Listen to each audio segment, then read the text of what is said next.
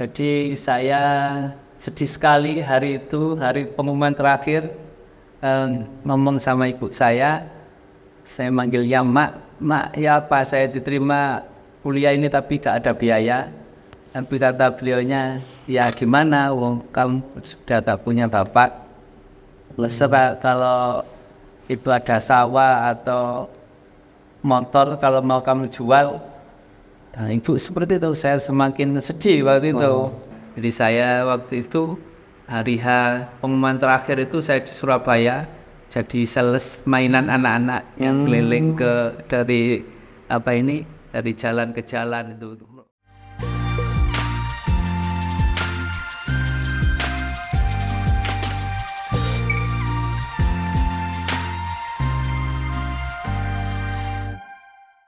Assalamualaikum warahmatullahi wabarakatuh. Selamat datang di Tugu Inspirasi, membincang inspirasi dengan orang-orang hebat. Ya, kali ini kita sudah bersama dengan lokal heroes dari Malang, dari Turen. Sehat Pak? Alhamdulillah, Mas Tarik. Pak Makrus Soleh. Pak Makrus ini adalah owner dari Turen Indah Group, gitu Pak ya? Ya. Jadi Turen Indah Group itu ada sekitar 6 lini usaha dengan 1.100 pegawai, ya, luar biasa. Jadi beliau ini memulai dari nol. Nanti kita akan ulik ceritanya. Tapi sebelum kita tahu sejarah kehidupannya Pak Makrus secara detail, tapi kita ingin membahas yang lagi hangat lagi ini, soal politik. Jadi Pak Makrus, saya lihat balihonya bertebaran di mana-mana. Beliau adalah Ketua P3 Pak ya, Kota Malang. Lalu menjadi caleg DPRD Provinsi, nomor urut 1 Pak ya. Kenapa berminat masuk politik Pak? Ini kan kita lihat kehidupan Pak Makrus kan sudah sangat mapan, tapi kenapa berminat di politik Pak ya? Ya, terima kasih Mas Tarik. Ya, berminat di politik ini sebenarnya ingin lebih bermanfaat saja gitu. Karena alhamdulillah kalau dari segi usaha dan finansial saya bersyukur kepada Allah Subhanahu wa taala bahwa usaha saya mulai awal sampai sekarang terus tumbuh berkembang. Lah dengan ini ingin lebih bermanfaat lagi. Intinya itu. Itu ya. Ya, karena banyak keputusan politik, keputusan kebijaksanaan di masyarakat ini dari keputusan-keputusan politik. Seperti itu, Mas Torik. Jadi kira-kira ikut kalau patronnya ikut Sandiaga Uno ya, Ketua Bapilu. Oh iya. Awalnya pengusaha lalu terjun di dunia politik gitu kira-kira. Beberapa kali ketemu memang nyambung kayaknya. Siap. Nah ini Pak, perbedaan ini kan sudah terjun beberapa bulan ke masyarakat dan lain sebagainya. Perbedaan dunia usaha dengan dunia politik ini apa Pak Makrus ya? Kalau Pak Makrus simpulkan. Ya, kalau perbedaan yang paling menonjol, yang paling signifikan adalah kepastiannya. Jadi kalau saya usaha rata-rata 10 kali usaha ini mungkin yang gagal 1 atau 2. Tapi di politik ini saya belum tahu antara gagal tidak gagal gitu. Jadi kalau contohnya saya buka rumah makan, seminggu pertama buka rumah makan, ini sudah tahu ini rumah makan mau sukses sama tidak sukses ini sudah tahu Mas Torik. Tapi kalau di dunia politik ini sudah setahun ini nggak tahu kita mau bisa lolos atau enggak, ini nggak tahu. Oh gitu Pak ya. Jadi cenderung lebih gambling gitu Pak ya, kira-kira gitu ya. Jadi ya kita bismillah, niatnya ingin lebih bermanfaat tadi itu. Jadi ya kita nikmati aja ini. Jadi kayak ini masuk ke hutan belantara, kita sering kesasar lah Mas Tarik. Gitu. Siap.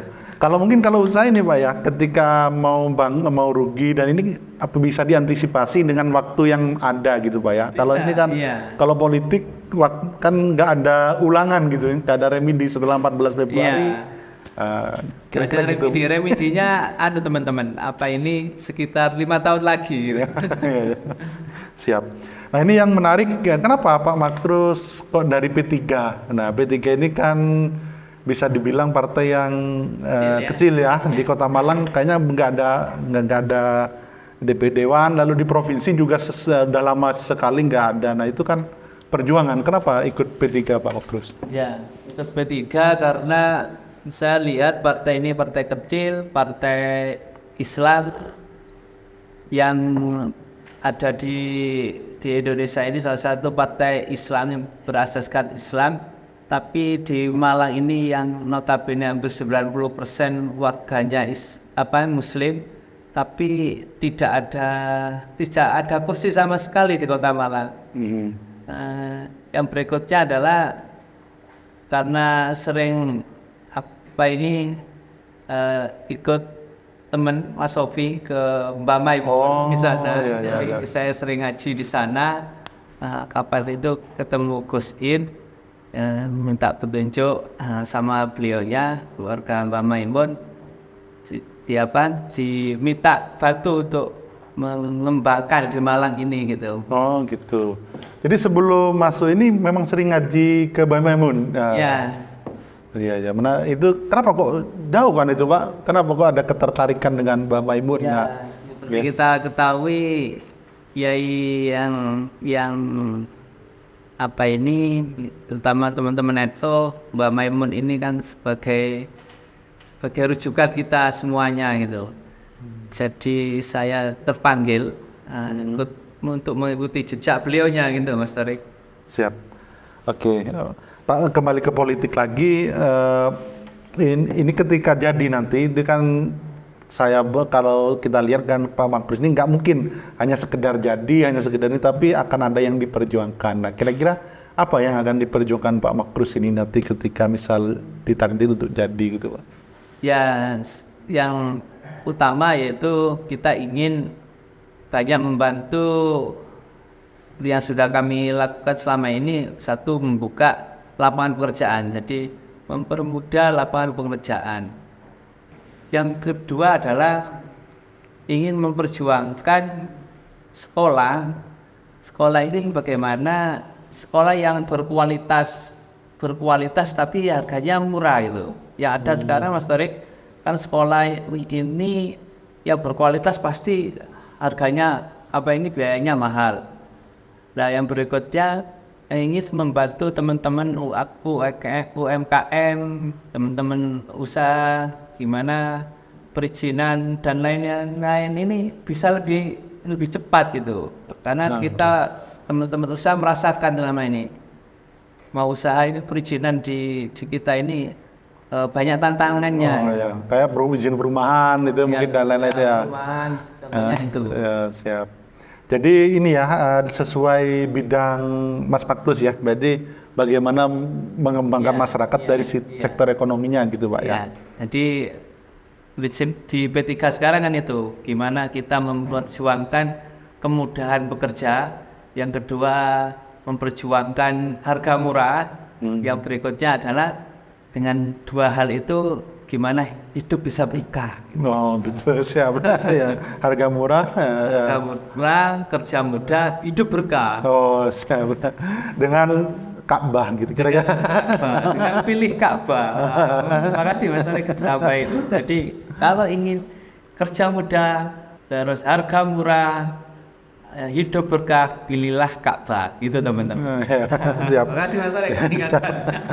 Pak, ini peluang suksesnya gimana Pak? Ini kan sangat banyak dan saya lihat beberapa kemarin ngobrol dengan teman-teman, Pak Makrus salah satu yang diperhitungkan dan salah satu yang rencananya sukses lah. Nah, itu gimana Pak targetnya, peluang gitu Pak? Ada nggak ini? Dan saya kira di P3 kan kayaknya Provinsi Jatim yang sangat all out kan cuma Pak Makrus. Nah, ini kan tantangan tersendiri. Gimana Pak? Ya, Mas Tarik memang benar, kita ini partai kecil, jadi kalau partai besar karena yang berjuang, yang bertarung ini ada beberapa caleg. Nah kalau di P3 ini saya aja, yang lain teman-teman untuk melengkapi saja. Jadi hampir sama dengan di bisnis hampir sama, yaitu sebenarnya semua ini berbasis data gitu. Jadi kita berbasis data, kondisikannya seperti itu. sehingga semua berbasis data dan terukur itu. Jadi insya Allah di hitungan kami kita sudah masuk, cuma tinggal menyempurnakan dan ikhtiar, tawakal kepada Allah. Setelah itu bagaimana ya terserah yang di sana. Targetnya berapa 100.000 suara Pak? Apa bisa disebut? Ya, insya Allah aman di 100 ribuan, tapi kita mengondisikan di angka 200-an. Oke, siap. Oke Mas, kita mungkin beralih ini Mas. Ini kan yang cerita menarik Pak Maktu ini kan sukses dari sebuah desa di Turen gitu Mas ya, sampai 100 Turki, Turen gitu. Turen gitu.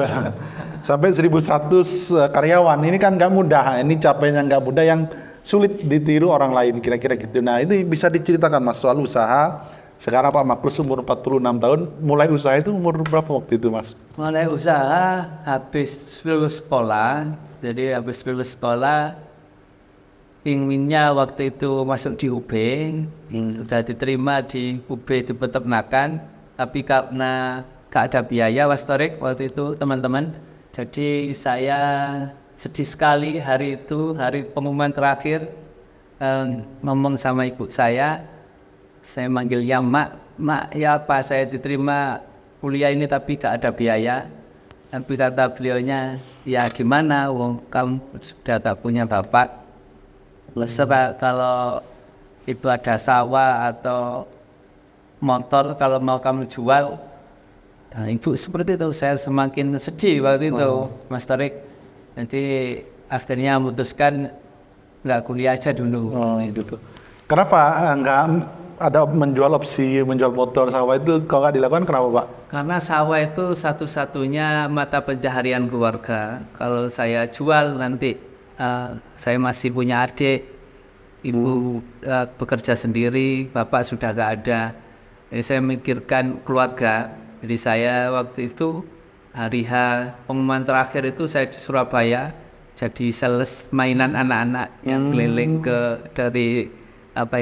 dari jalan ke jalan itu jalan nggak naik motor kendaraan, jalan kita ini jual mainan anak-anak. Setelah itu kerja di kandang ayam, kandang ayam kandang ayam terbesar di Malang Selatan waktu itu. Ayam petelur Pak ya? Ayam petelur, ya di sana. Terus setelah itu keliling jual rokok dari kampung ke kampung gitu.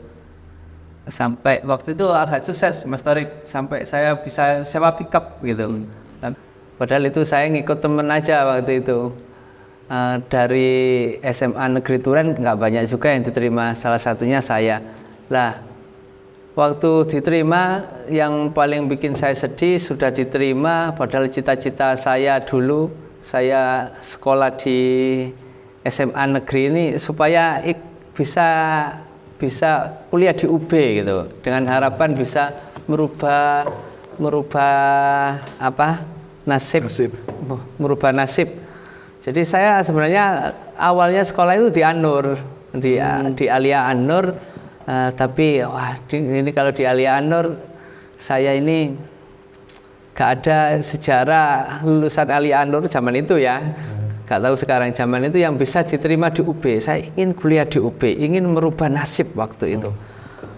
Jadi akhirnya saya pindah ke SMA Negeri supaya lulus SMA Negeri bisa kan pengetahuan umumnya banyak. Kalau di Alia ini banyak pelajaran agamanya, dan saya sangat bersyukurlah bisa kuliah sekolah di An-Nur waktu itu, karena banyak hikmah, pelajaran, dan doa para kiai lah, termasuk saya merasa itu sekarang.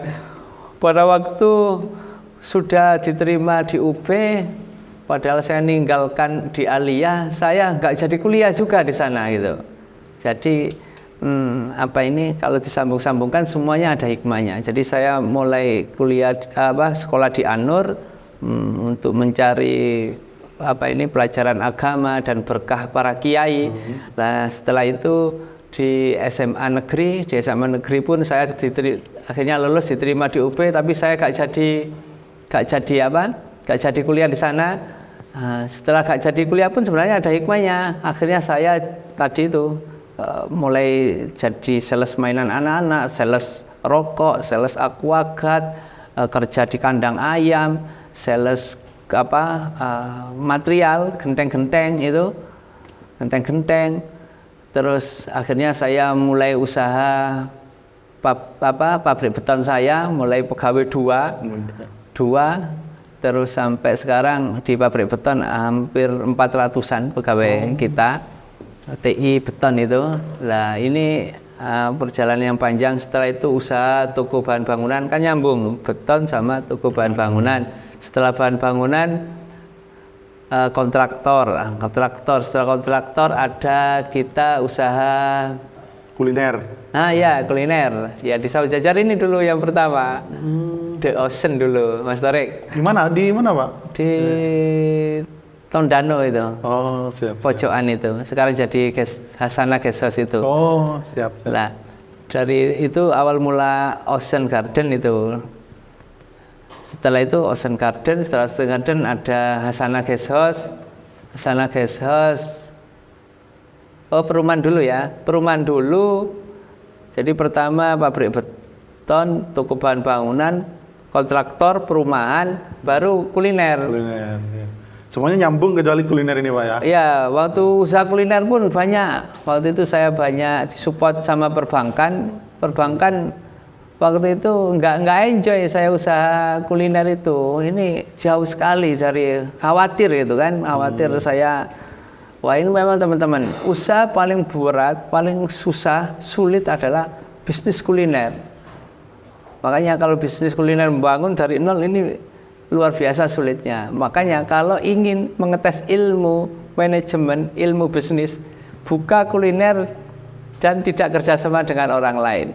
Oh, gitu. Wah ini kenapa Mas? Tesnya. Karena begitu complicated begitu banyak sekali tantangannya, detail-detailnya ini rumah makan itu. Tapi kalau sudah jalan, sistemnya sudah ada, timnya sudah ada, insya Allah tinggal ngopi-ngopinya lebih mudah Mas Torik gitu. Kalau rumah makan itu. Berarti bukan DO kayak ini ya pendiri Facebook ya, tapi nggak jadi kuliah. Nggak jadi kuliah karena nggak ada biaya itu. Nggak jadi biaya. Terus dalam perjalanan waktu sempat kuliah nggak Pak Ahmad Bruce? Pada suatu saat setelah saya bisnis banyak ketemu orang, hubungan, dan saya merasa hukum itu penting sekali. Jadi saya akhirnya kuliahnya tidak di ekonomi, malah di hukum. Di mana Dik? Di Wisnuwardana. Lulus tahun berapa itu Mas? Lulus tahun 2019-an. Oh baru ini ya, siap. Yeah. Oke Mas, ini menarik yang jatuh naik turunnya usaha itu kan pasti ada naik turunnya. Nah itu ketika apa Mas? Ya, ini kan berkembang setahap demi setahap ya, dan sekarang cukup mapan. Apa Mas tantangan di usaha yang pernah dialami? Jadi saya pesan teman-teman usaha supaya terus tumbuh berkembang. Ini kita harus harus terus belajar. Jadi terus belajar, mengupdate, kalau bisa ada konsultannya, sehingga apa yang ada tantangan di perusahaan ini cepat teratasi. Karena selama ini banyak teman-teman gagal di usaha ini karena ikut usaha gitu, tapi tidak dibarengi dengan perencanaan, ilmu perencanaan yang baik gitu. Padahal semuanya harus ada ilmunya kan gitu. Nah ini banyak yang usaha saja tapi tidak dibarengi dengan terus pengembangan diri. Karena perusahaan ini sukses itu ada empat hal yang harus dijalankan, yaitu yang pertama adalah kalau ngetes usaha itu sukses tidaknya itu Mas Torik, itu ada yang pertama adalah tes cash flow-nya, kasnya. Cash flow kasnya ini bagus apa tidak itu. Pada waktu tidak bagus, pasti ada tahap yang kedua yang bermasalah yaitu kepuasan pelanggan teman-teman. Jadi pertama adalah kas atau cash flow-nya bagus tidak. Kalau nggak bagus, pasti yang kedua ini kepuasan pelanggannya kurang. Kepuasan pelanggan kurang kenapa? Karena ini yang ketiga, yaitu bisnis prosesnya yang kurang bagus. Bisnis prosesnya. Bisnis proses kurang bagus dari apa? Ya, dari pengembangan diri atau terus mengupdate, terus belajar tadi itu, Mas Torik. Jadi perusahaan yang sukses ya, kalau dibalik ya, satu harus terus belajar, terus mengupdate ilmunya bagaimana, mulai ilmu marketing, ilmu manajemen, ilmu keuangannya, ilmu personalianya. Lah ini ya yang pertama. Sehingga pada waktu ilmunya bagus, filosofinya bagus, yang kedua bisnis prosesnya pasti bagus. Pada waktu bisnis proses bagus, yang kedua ini, ya yang ketiga adalah pasti kepuasan pelanggannya meningkat. Detailnya, rule-nya, aturannya ada, sehingga bisnis prosesnya ini bagus teman-teman. Yang terakhir apa? Pada waktu kepuasan pelanggan, yang ketiga kepuasan pelanggannya tercapai apa? Pasti penjualannya bagus, cash flow-nya, keuangannya sehat, kan itu. Siap. Jadi yang pertama kalau boleh disimpulkan, yang pertama harus dibenahi itu adalah diri sendiri dari pimpinan perusahaan itu, Mas ya. Diri sendiri. Jadi kita sebagai pimpinan harus terus belajar gitu. Terus belajar. Kayak saya tadi nggak kuliah. Saya nggak kuliah terus terjun di usaha mulai kecil-kecilan. Ini saya terus belajar. Saya ikut seminar, saya terus baca buku pengembangan diri gitu. Sehingga di samping saya bekerja, teman-teman, saya juga mengembangkan diri. Jadi berjalan beriringan. Alhamdulillah. Jadi terus usaha, gak pernah sampai jatuh sampai berat sekali. Ya ada tantangan dikit-dikit. Tahun 2008 ada krisis global, waktu itu kami tetap terus bertahan. Kemarin ada pandemi pun kami bertahan, dan alhamdulillah setelah pandemi ini semakin kuat bisnis kita, semakin berkembang gitu, Mas Torik. Oh, siap. Keren sekali. Jadi kalau tantangan musibah itu, saya kan dulu pernah ketika jadi wartawan di Jawa Pos Radar Malang itu kan meliput kebakaran. Oh itu iya. Salah satu kendala, atau di luar itu banyak yang lebih besar, Mas. Jadi ruang makan kebakaran, rugi 1 miliar. Nah itu yang receh atau itu yang paling berat, Mas? Ya, waktu UG di Trunojoyo depan stasiun itu teman-teman kebakar. Ya Mas Torik waktu itu membantu meliput juga. Makasih Mas. Ya, itu ya kaget juga waktu itu. Cuma saya gak fokus bagaimana waktu itu hari raya, saya nggak fokus di kebakarannya, tapi fokus bagaimana ini sekitar 10 hari lagi harus sudah buka ini gitu. Karena pada waktu tutup, waktu itu kan satu-satunya rumah makan saya kan itu masih satu itu, karena yang saya jajar sudah tutup waktu itu. Satu-satunya itu, jadi waktu kebakar gimana ini cepet buka gitu. Karena kalau sampai lama tutupnya nanti pelanggannya akan hilang, Mas Torik. Siap. Jadi 10 hari dari kebakaran itu sudah buka, teman-teman. Sudah jadi buka. Ini soal mindset, Mas ya. Jadi rugi gimana ruginya nggak terlalu dalam gitu ya. Kira-kira gitu. Jadi jangan fokus di masalahnya, tapi fokus pada solusinya apa gitu. Kan kita tidak bisa kembali ke belakang menyesali sudah kebakar. Jangan, tapi fokus gimana cepet buka. Dan alhamdulillah ada teman salah satu pengusaha cerita kalau kebakaran usahanya ini semakin sukses, amen. Oh gitu. Memotivasi saya seperti itu waktu itu. Dan alhamdulillah benar. Iya. Nah, itu sama kayak cerita salah satu klien kita Wardah itu kan bangkit setelah kebakaran hebat. Oh gitu juga ya. Dan sekarang ada 10.000 karyawan. Wow, hebat. Oke Mas, ini mungkin yang menarik dari kalau pemimpin usaha sukses itu kan salah satunya adalah leadership. Nah, kita ingin belajar kepemimpinan dari Pak Mak. Terus apa Mas yang itu membuat kerja lebih efektif dan bisa lebih memanage bisnis lebih produktif itu kepemimpinan yang seperti apa yang dilakukan Pak Makbrus gitu? Ke tim atau seperti Ya, benar. Jadi usaha apapun juga organisasi itu tergantung pemimpinnya. Jadi pemimpin ini sangat penting sekali, kan katanya John Maxwell itu ada 5 level kepemimpinan. Satu level karena diberikan, ujuk-ujuk diangkat ini jadi ketua RT kan seperti itu, contoh itu. aman ya? Oke, lanjut. Nah, yang kedua adalah level hubungan, di mana setelah diangkat ini membangun hubungan sama tim gitu, hubungannya biar bagus. Setelah hubungannya bagus, diajak yang ketiga yaitu produktif. Gimana level yang kapan?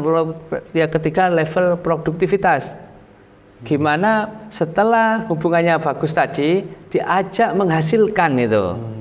Nah ini yang ketiga. Yang keempat, gimana supaya pemimpin kita menciptakan pemimpin-pemimpin berikutnya. Itu Mas Torik yang penting.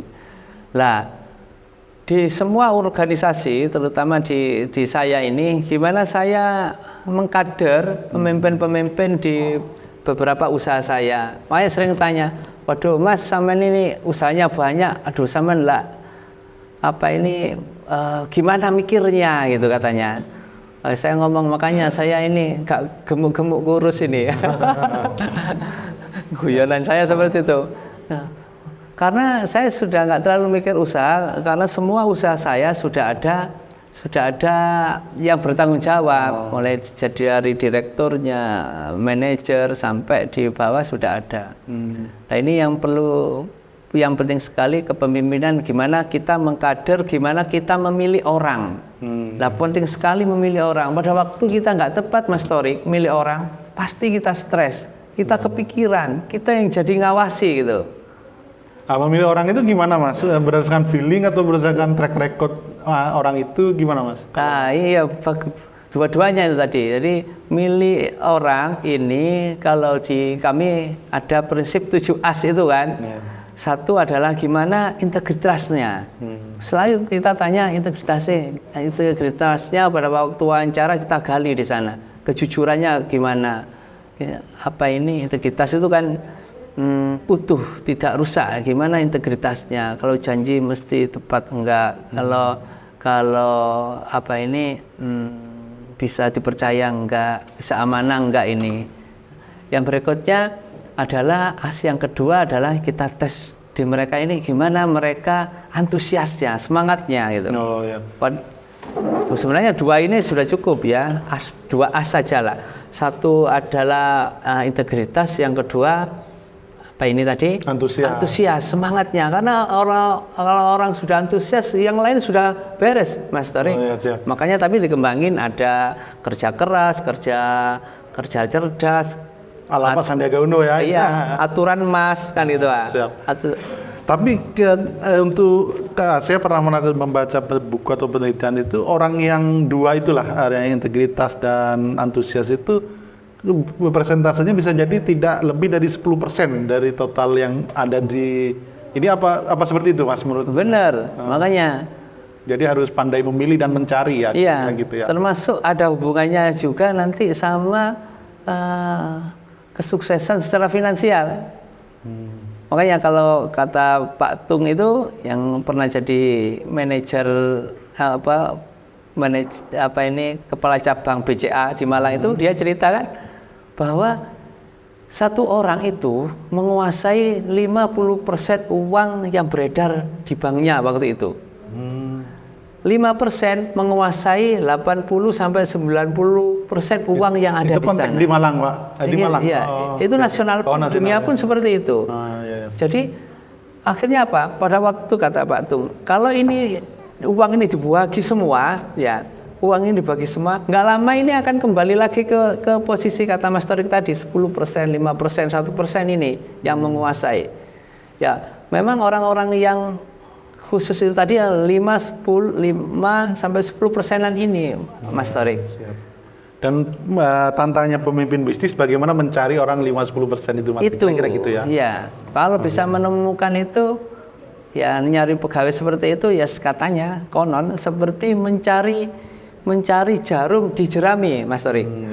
Sulit sekali, tapi harus terus kita sebagai orang usaha mencari terus orang itu.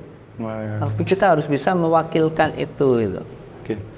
Nah, keren ini. Kita dari lokal dari Turen, dan saya lihat Mas Magnus ini sukses karena ini ya, mempunyai growth mindset ya. Jadi Iya. mindset berkembang, baca buku, ikut pelatihan. Nah, itu Pelatihan. yang nggak banyak mungkin pengusaha kita di Malang melakukan itu, Mas. Nah, itu inspirasinya dari mana, Mas? Kok bisa melakukan itu, Mas? Dulu waktu saya masih SD itu ada saudara teman depan rumah saya itu, dia baru kuliah, baru mondok di Jombang, namanya Pak Fathu Roji. Dia cerita waktu dia mau baru boyong itu pulang dari pondok. Nah ini dia cerita dipeseni sama gurunya, kamu kalau nggak kuliah, kamu banyak belajar terus, baca buku, baca kitab, sehingga kamu akan terus tumbuh berkembang. Nah itu yang masuk ke subconscious saya, tak bawah sadar saya, bahwa kalau tidak kuliah, seperti saya tidak kuliah, kita harus terus belajar itu, Mas Torik. Siap. Oke, Mas, mungkin terakhir ini Mas Magnus kan NU ya, dari kultur NU, partainya juga ada kaitannya dengan NU. Nah itu kan biasanya kalau ini kan teknikal tadi, Mas, strategi, teknik, itu apa ada hal lain yang itu dari unsur religi gitu, Mas, yang itu menjadi pegangan Mas Magnus sehingga menjadi pribadi yang sukses, itu apa, Mas? Ada nggak, Mas?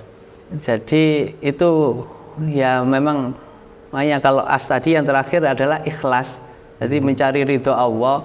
Jadi semuanya itu harus berpatokan kepada Allah. Dan saya mulai kecil dididik di kampung untuk di kampung, di pesantren, bahwa yang agama ini kan sangat penting sekali, Mas Torik. Jadi saya sangat takut meninggalkan sholat seperti itu. Saya takut berbuat maksiat. Saya waktu di Anur ini terkenal dengan waqiahnya gitu kan. Itu waqiah sampai sekarang baca waqiah, sholat duha ya, sudah biasa lah itu ya. Biasakan sedekah terus ya ikhtiar seperti itulah, Mas Torik. Sekarang pun kita ada 40 malam istighosa dan doa bersama di rumah, di kampung sana sama tetangga-tetangga. Ya ikhtiarnya Lahir batin. Batin ini gitu. Alhamdulillah antusias dari tetangga, saudara, keluarga luar biasa sekali mensupport kami, para kiai banyak mensupport kami juga.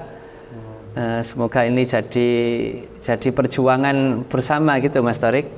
Karena kalau saya alhamdulillah saya bersyukur kepada Allah, kalau secara finansial saya sangat merasa sudah sangat cukup gitu.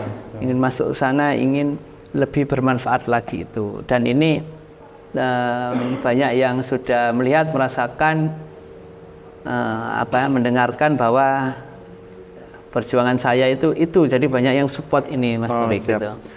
Mas Magnus yakin, Mas, katanya ada perkataan bahwa kalau orang baik terjun ke politik itu menjadi orang yang kurang baik ya. Itu gimana, Mas, untuk membentengi itu, Mas, agar Mas Magnus tetap baik, tetap sesuai niat awal untuk mengabdi itu. Itu gimana, Mas, caranya, Mas? Ya ada istilah seperti itu, cuma saya ini di samping terpanggil ingin lebih bermanfaat tadi, nanti kepingin tahu juga saya ini bagaimana gitu. Dan mohon kalau teman-teman semuanya, Mas Torik dan teman-teman semuanya, kalau nanti saya kepilih, saya berubah, ya tolong saya diingatkan gitu. Dan sebenarnya jabatan sama amanah, keuangan ini sebenarnya nggak beda jauh, Mas Torik. Biasanya orang ada jabatan baru tambah uangnya kan gitu, Pak. Kalau saya ini alhamdulillah sama Allah sudah diamanai finansial kan gitu, Pak. Dan saya pun nggak merasa berubah mulai saya awal sampai sekarang. Saya diamanai dari nol, nggak punya apa-apa, sekarang diamanai finansial yang cukup sama Allah, saya juga nggak terlalu ya hampir sama lah. Apa ini etika kebiasaan saya yang lama masih insya Allah masih tetap kita jaga itu, Mas. Terutama sikap ya gitu. Siap. Oke, keren sekali. Dari obrolan kita sekitar 40 menit ini, saya kira teman-teman sudah bisa menyimpulkan lah seperti apa Pak Makrus, dan menurut kita ini bisa menjadi caleg alternatif pilihan bagi yang bagaimana tadi soal track record, soal kemampuan dan lain sebagainya. Ya, semoga dari podcast ini teman-teman bisa menyimpulkan lah seperti apa Pak Makrus. Ini tidak perlu saya simpulkan, kira-kira gitu Pak Makrus. Oh ya, terakhir Pak Makrus, ini kan sekarang sedang bergeliat dunia usaha, anak-anak muda berlomba-lomba mendirikan usaha, termasuk saya. Nah, itu apa pesan inti dari Pak Makrus, dari orang yang sukses? Silakan Pak Makrus. Ya, pesan saya teman-teman yang usaha selalu satu itu tadi, persiapkan. Jadi kalau mau usaha ada 3 hal ya teman-teman. Satu adalah mulai sekarang. Jadi mulai sekarang. Kayak saya mulai 25 tahun lalu. Kalau mau mulainya sekarang belum seperti ini. Jadi syaratnya kalau mau usaha, satu mulai sekarang. Yang kedua adalah berpikir besar, tapi jangan kebesaran. Kalau kebesaran nggak jadi usaha, nggak mungkin gitu kan. Kalau berpikir kecil, terlalu kecil, nggak semangat. Ya itu ya. Yang kedua adalah berpikir besar tapi jangan kebesaran. Yang berikutnya yaitu berjiwa besar. Jadi berjiwa besar itu. Ini penting sekali. Berikutnya adalah pesan saya itu tadi, selalu 4 hal tadi, kembangkan diri untuk apa? Untuk sambil jalan usahanya tadi kan sudah buka, ini terus belajar sehingga apabila ada sesuatu di luar, kondisi yang nggak baik, ditipu orang, pegawai yang nggak baik, kita ini sudah siap teman-teman. Ini dari apa? Dari pengetahuan kita, dari ilmu kita. Makanya kita harus terus belajar. Pada waktu kita belajar, kita tidak tergantung dari luar, tapi tergantung dari diri kita sendiri. Kayak saya dulu ada krisis global 2008, alhamdulillah tetap jalan. Pada waktu kemarin pandemi 2 tahunan, alhamdulillah kita terus tumbuh berkembang. Apabila ada kesulitan seperti itu, biasanya kalau bisa lolos akan Mas Torik akan lebih kuat lagi gitu. Dengan apa? Yaitu terus belajar mengembangkan diri itu. Siap. Karena permasalahan itu akan selalu ada Mas ya, di dunia usaha dan lain sebagainya. Saya kemarin ikut salah satu seminar, kalau pengusaha tidak mampu mengidentifikasi permasalahan itu, mungkin permasalahannya di situ Mas ya. Permasalahannya di situ. Karena permasalahan pasti akan selalu ada gitu ya. Iya. Oke, kita pagi ini banyak belajar dari Pak Makrus. Kita doakan Pak Makrus ini hajatnya bisa terkabul semuanya, dan bisa mengabdi, memberi manfaat yang lebih luas kepada masyarakat. Oh iya Mas Torik, ingat saya yang 3 tadi, mulai sekarang berpikir besar, jangan kebesaran. Yang ketiga sorry saya lupa, yaitu kecil dulu, besar kemudian. Jadi jangan langsung besar usaha. Seperti orang berburu itu pakai tembakan dulu. Pada waktu sudah akurat Mas Torik, baru pakai bomnya. Jangan langsung besar. Ada cerita ini Mas Torik sedikit ya, tambahan. Waktu itu ada manajer saya, salah satu usaha saya, Hasan Morse Gesos, yang depannya stasiun itu. Itu adalah mantan kepala cabang BNI. Lah dia sudah kerja di BNI ini 33 tahun, Mas Torik. Ada uang dia tabungan sekitar 3 miliar, teman-teman. Dia waktu itu uang yang besar itu karena istrinya pintar masak. Dia bikin restoran besar sekali. Uangnya yang kerja 33 tahun karena istrinya pintar masak diinvestasikan buat restoran besar di Jember. Tapi gak ada setahun usaha ini nggak tumbuh berkembang, malah tutup. Akhirnya kerja 33 tahun hilang itu tadi. Nah, karena itu kesalahannya apa? Yaitu karena 3 hal tadi itu. Nggak memvalidasi dari yang kecil dulu. Saya kecil dulu, dia langsung besar. Nah, kalau dia ikut podcast ini tahu ilmunya. Siap. Teman-teman yang lihat ini nggak ada ruginya, insya Allah bermanfaat. Ya. Terima kasih. Oke, kita banyak belajar ke Pak Makrus. Kita doakan Pak Makrus bisa memberi kemanfaatan baik dari jalur bisnis dan jalur politik, kira-kira itu. Itu saja. Semoga teman-teman juga banyak belajar dari Pak Makrus. Assalamualaikum warahmatullahi wabarakatuh. Waalaikumsalam warahmatullahi wabarakatuh. Ya, terima kasih, Pak.